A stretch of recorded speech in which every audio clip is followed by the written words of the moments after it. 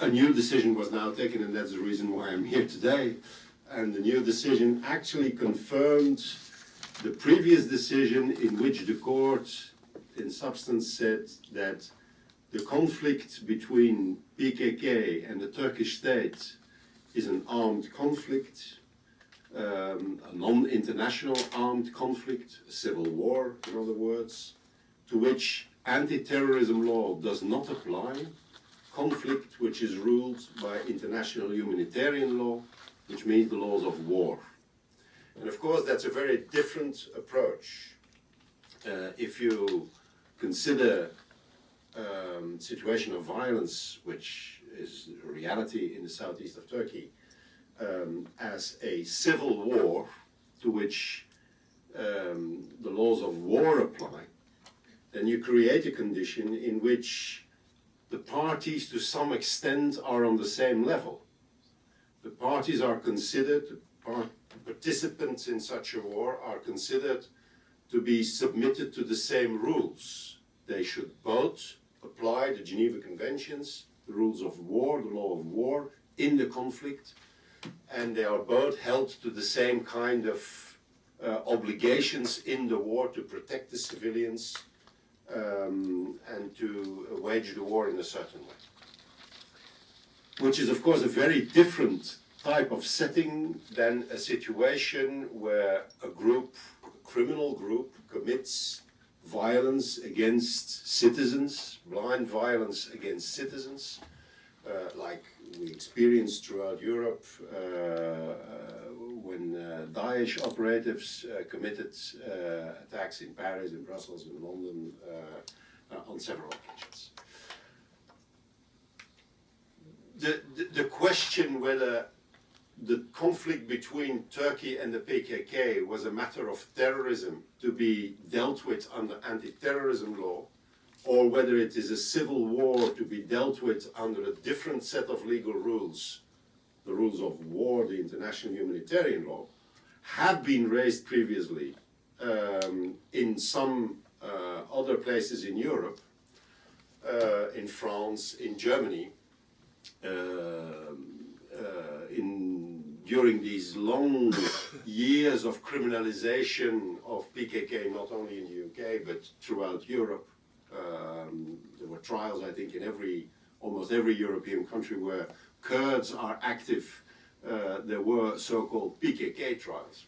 The argument had been raised previously, but had never been really seriously, thoroughly examined by a court. In this case, and I must give you some background on the case for you to understand exactly what happened, this investigation started in 2009. We know that prior to the investigation, there is a period during which Turkish officials pressured very strongly the Belgian government, the Belgian authorities, to take action against PKK, or what they consider as PKK, especially the Kurdish National Congress in Brussels, which is doing diplomatic work in European Parliament, the Kurdish television, the broadcasting companies active on Belgian soil, and which is considered by the Turkish authorities as all of it PKK. So from 2005 until 2008, we know that there was a very strong campaign from the Turkish authorities to pressure the Belgian state to prosecute or to take action against this presence of Kurdish organizations on the Belgian soil. The Belgian authorities consistently, Ministry of Foreign Affairs, Ministry of Justice also, consistently responded to the Turkish officials that the materials they provided and on which they wanted the Belgian authorities to act were actually totally insufficient to start even an investigation. They told the Turkish officials at several occasions that the materials that were provided were absolutely useless. The Turkish officials were very disappointed by that attitude of the Belgian authorities and then turned to their big brother, and their big brother being the US Embassy in Brussels, started organizing meetings in Brussels. The UN anti-terrorism coordinator in Brussels started organizing meetings where the Belgian authorities were invited to participate in meetings, seminars. There's even a 2-day seminar that has been organized where people were flew in from the United States, Belgian authorities, foreign affairs, justice department, prosecution, police were invited to the seminar. So actually the US took over. The US took over from the Turks to put pressure on the Belgians. And most of the Belgian representatives in those seminars and meetings continued to say that actually there was no substance for prosecution. That what the Kurdish organizations did in Belgium was actually not a criminal offense at all. But nevertheless, the pressure worked in the sense that at some point the federal prosecutor who participated in those meetings, federal prosecutor is a national prosecutor in charge of anti-terrorism, amongst other things of anti-terrorism. He at some point said, okay, these Turkish files are rubbish, we can't use them, but maybe I have a different idea, maybe I have a different possibility. We have some files, you know, a fight in a Kurdish association somewhere in a city out of Brussels, a file, an investigation we started when there was a women's gathering, a camp of women. We found some, in a different place, we found some money which the origin is not clear. All these files had led to investigations, but the investigations have not led to actual prosecution. But the federal prosecutor said, let's take all this together. Let's collect all these files at the national level, make one big file out of it. Then we will pretend that the leaders of these Kurdish organizations in Brussels, especially the leaders of the Kurdish National Congress, are actually at the top of the pyramid. And in this way, we can build an anti-terrorist file. We know all this. We know the whole story prior to the actual opening of the investigation. Because the cables between the US Embassy and Washington were published on WikiLeaks. And you can read the whole story there, how it, from 2005 to 2008, how it builds up to the actual point where they started an investigation. 2008, end of 2008, beginning of 2009, formal criminal investigation is opened. All the Kurdish organizations are, all the houses and the offices are raided. Documents are seized. 2 people are arrested, Remzi Kartal and Zubi Raidar, but released after 15 days by the court, because already at that time some of the people on the level of the courts found that the situation was a little bit fishy. And so, building on this, an investigation was conducted from 2009 until 2014. In 2014, the investigating magistrate, because we have a system where a judge is conducting the investigation, is leading the investigation. In 2014, the investigating magistrate actually closed the investigation, and then a court has to decide on whether there's going to be a trial, yes or no. The court has to decide whether this file will go to a trial court and on which charges against which individuals. At that stage, we raised for the first time the point that this was not a matter of terrorism, that this was an armed conflict, and that according to Article 141 bis of the Belgian Criminal Code, the anti-terrorism law did not apply to situations of armed conflict, at least did not apply to parties involved in an armed conflict. It's the so-called clause, primacy clause of international humanitarian law. It's not a Belgian invention. It's not something the Belgian legislator invented. Actually, this clause is present in all international treaties on terrorism. All of them, each of them has this clause saying that the anti-terrorist treaties, the anti-terrorist legislation is not applicable to parties involved in an armed conflict. And also the European Framework Decision 2003 and later on the European Directive, which is more or less the framework on the European level of anti-terrorist legislation, they both have the same clause of primacy of international humanitarian law. And so the Belgian legislator, the only difference with some other countries is that the Belgian legislator actually copied this clause into national law, which was not necessary, which even if it were not copied into Belgian law, it would still be valid. But so it's not a Belgian invention, it's actually the Belgian legislator who copied something which is in all international instruments on terrorism. So we said PKK is waging a war, is a party in an armed conflict, is waging a war against the Turkish authorities, and so you can't apply to people who are making propaganda, collecting funds for PKK. You can't apply anti-terrorist law because PKK is not a terrorist organization according to the law, it is a party in an armed conflict.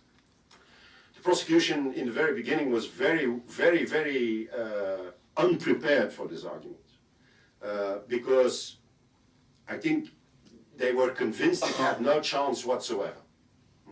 When we initially raised it in the court, the prosecutor said, well, literally, this rubbish, I won't answer it. I even won't answer it. That was not a very intelligent move because the court then said, oh, you're not answering the argument? Okay, fine.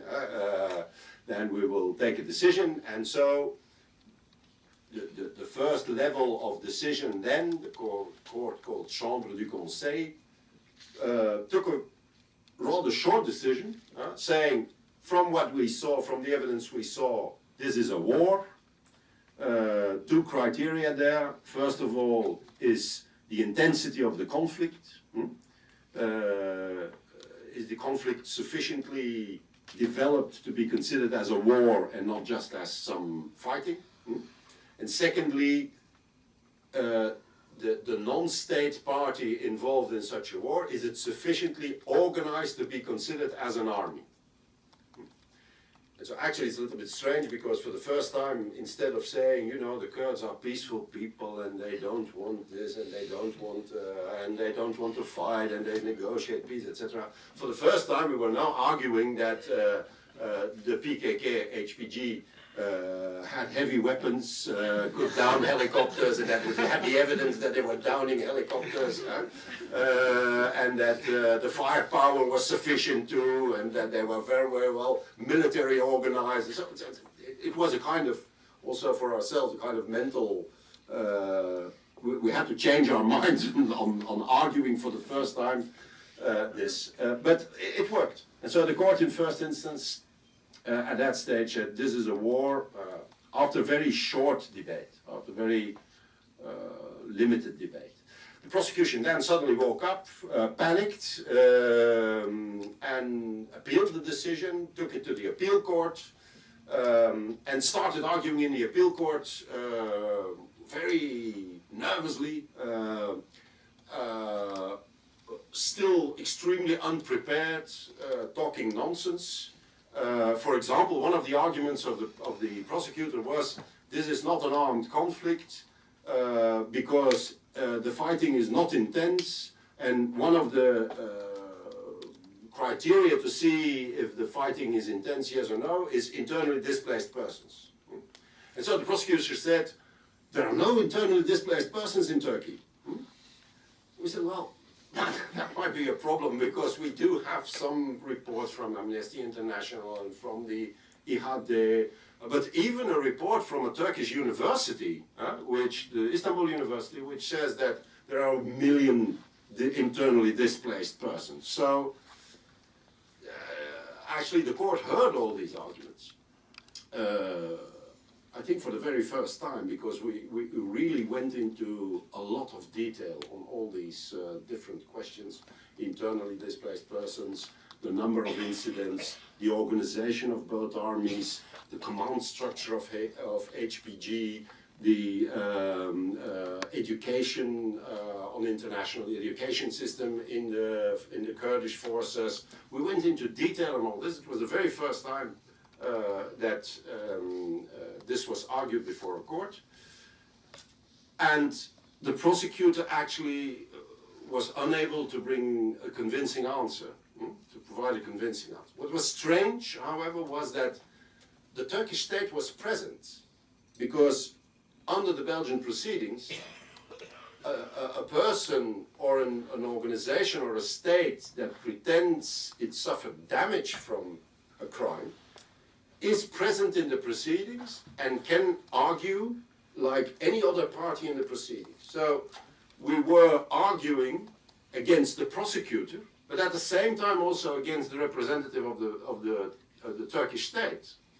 And actually, when we started arguing on all these factual issues, we expected that the Turkish state would come up with some counter-arguments. They actually, during the whole proceeding, didn't say a word. Nothing. They didn't submit any factual evidence to the court and left it all to the prosecutor. And the prosecutor obviously was not prepared. So, a decision by the appeal court on the 14th of September 2017. This time, I have it here, it's a rather thick decision, arguing in detail, responding to all the arguments of the prosecutor and analyzing the problem and concluding that the struggle between PKK and Turkey is an armed conflict, that PKK is a party to that armed conflict, and therefore cannot be prosecuted under the anti-terrorist legislation, dismissing the case for the second time. The prosecutor then, as he's allowed to do, took this to the Supreme Court. But our Supreme Court can only decide on points of law. And the only thing they can do is quash a decision and send it back to the level that took the initial decision. So they can't take their own decision. They can only quash what was done and send it back. The Supreme Court, the Court of Cassation, took a very strange decision. The prosecutor again brought all kinds of arguments. One, the most strange argument, was that he said, I argued in the appeal court that international humanitarian law, the laws of war, do not apply to non-state actors, and the appeal court didn't respond to this argument. And indeed, in his submission, which is 100 pages, there is half a sentence saying this. But it's total nonsense. It's legal nonsense, because the prosecutor himself is prosecuting for war crimes non-state actors from different situations, for example, from Rwanda. So actually what he said was even in contradiction with his own practice. Nevertheless, the Supreme Court seized the opportunity to quash the decision and to send it back. Obviously hoping that if they send it back to another appeal court, there might be a different decision.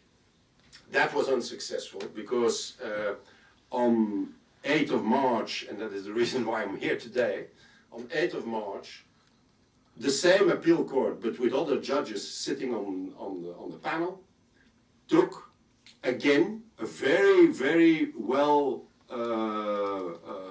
argumented decision, and that is available in an English translation for those of you who are interested in the decision. They took again a decision saying this is an armed conflict, and so anti-terrorism law does not apply.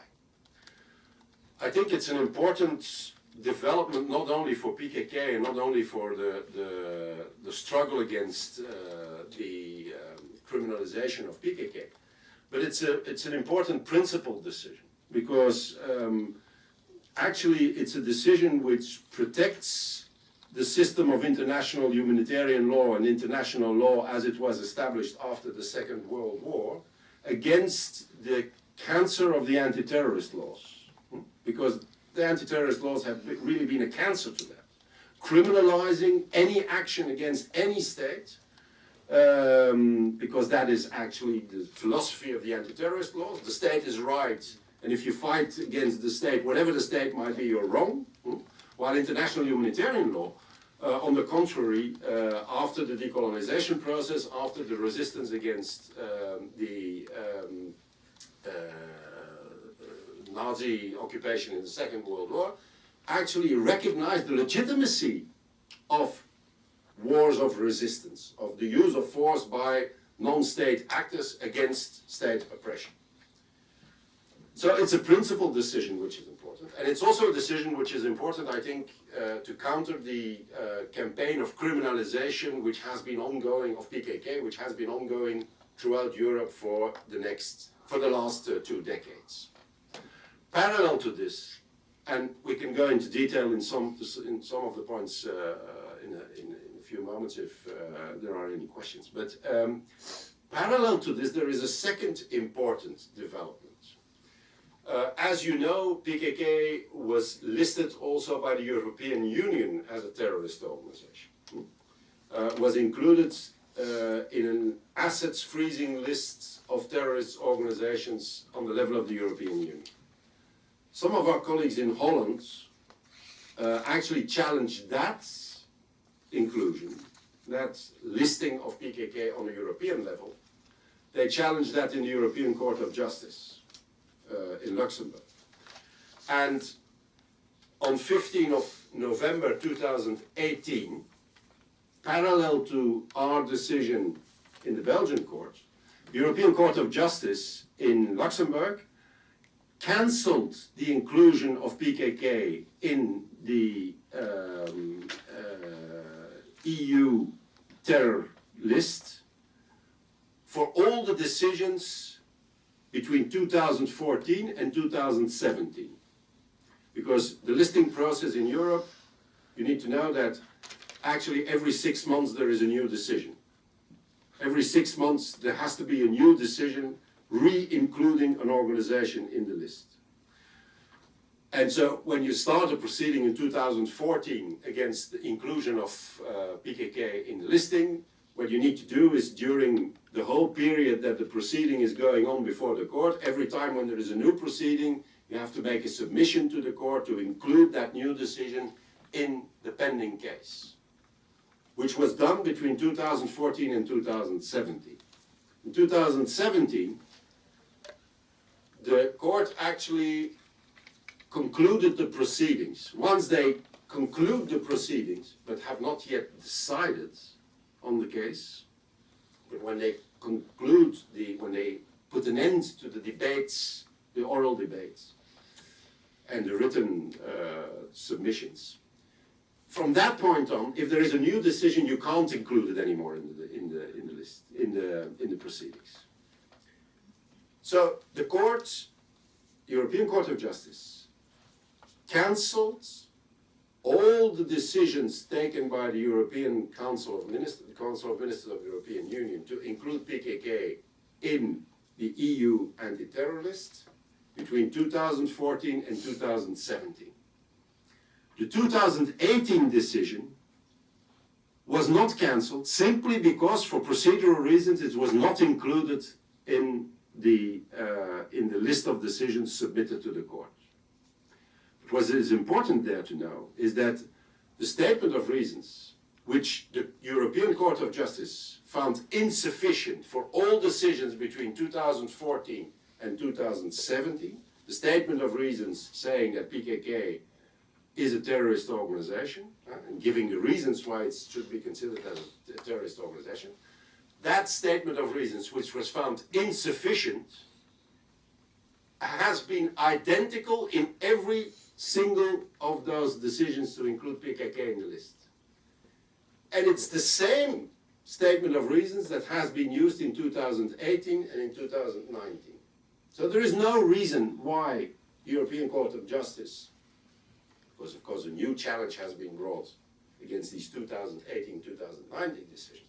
There's no reason at all why the European Court of Justice would find a statement of reasons sufficient in 2018, while they considered the same statement of reasons insufficient between 2014 and 2017. So the fact that the inclusion of PKK in the EU list still stands today has only to do with a procedural matter.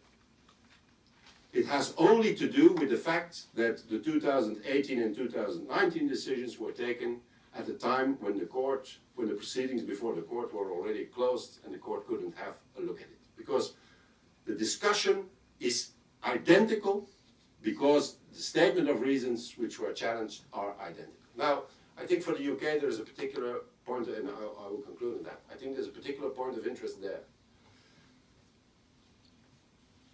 Many of the cases brought in European countries, and also the list, the EU list, part of the evidence that is presented in criminal cases by the prosecutor and in the European listing case by the Council of Ministers, the evidence that is presented is in many cases the same. It's lists of series of incidents. One of these lists is the list provided by the UK Home Secretary. And so the list provided by the UK Home Secretary, and which is used to list PKK also on the national level, has been considered as insufficient by the European Court of Justice, and has been, at least implicitly, because also in the Belgian case they produced this list, has been considered insufficient by a Belgian court of law to consider PKK as a terrorist organization. And so we think that there is a window of opportunity now. We know that the Belgian decision doesn't have any direct impact on the situation in the UK, because it's a decision of a Belgian judge.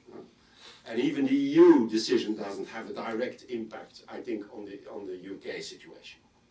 But at least for the first time, the European Court of Law looked into this evidence which has been used and reused again throughout Europe to criminalize and to list and to impose sanctions upon PKK, and found it insufficient. And for the first time also, we have a court of law which, both on the legal, from a legal point of view, and also examining the evidence that has been presented throughout Europe again and again and again to consider PKK as a terrorist organization, concluded that PKK had to be considered as a party to an armed conflict and not as a terrorist organization. And so we hope that the combination of these two evolutions, of these two, because definitely these are new facts. In the process of criminalization, it's for the first time that we have these two positive decisions which actually arrive also at the same time. We hope that that will be somehow a lever, an instrument for those who are fighting criminalization throughout Europe, in every country of Europe, will be levers to also get things moving on the national level. And that is actually the reason why I'm here today. Sorry for being a little bit long, but it's a rather technical matter, and I'm trying to